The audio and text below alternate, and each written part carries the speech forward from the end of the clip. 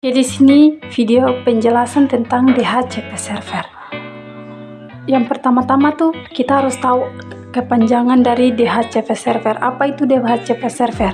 Kepanjangannya Dynamic Host Configuration Protocol. Di dalam DHCP server itu ada terbagi beberapa ID. Di dalamnya saya akan menjelaskan yang pertama konsep tentang ID address. Mari kita simak video selanjutnya. Oke, di sini penjelasannya apa itu DHCP. DHCP itu perangkat yang bertugas memberikan konfigurasi jaringan secara otomatis. Biasanya DHCP hanya ada satu jaringan. Di dalam DHCP ada perangkat yang menerima konfigurasi dari DHCP server tadi. Ya, ini penjelasan sambungan dari DHCP server itu tadi. Dan di dalam DHCP server itu ada IP address yang nanti saya akan menjelaskan di slide berikutnya. Oke, kita lanjut ke slide. Kita akan lanjut ke slide berikut. Cara kerja DHCP server. Cara kerja DHCP server itu dimulai dengan proses yang disebut disco server. Disco server ini dilakukan oleh perangkat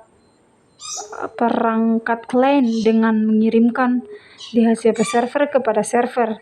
Jadi klien akan mengirim pesan kepada server untuk memberitahukan bahwa klien tersebut butuh konfigurasi jaringan. Kenapa demikian? Ketika pengguna menyalakan komputer dan menghubungkannya ke server dengan layanan ini, otomatis komputer akan meminta alamat IP ke server. Kemudian server menjawab permintaan hingga akhirnya komputer mendapatkan alamat IP dan terhubung ke jaringan itu. Dalam cara kerja DHCP server ini ada dua pihak yang terlibat. Dua pihak yang terlibat itu DHCP server dan DHCP client. Dua pihak ini yang mengonfigurasi jaringan.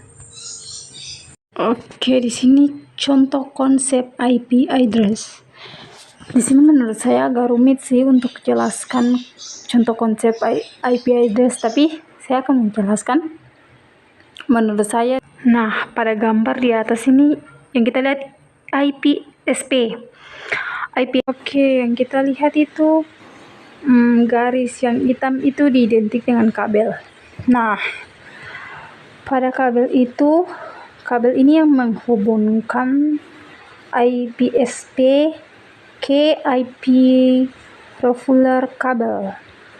Di dalam IP refueler kabel itu terdapat dua ether. Yang pertama ether 1 dengan dia punya nomor ID-nya, terus ether 2 dengan nomor ID-nya.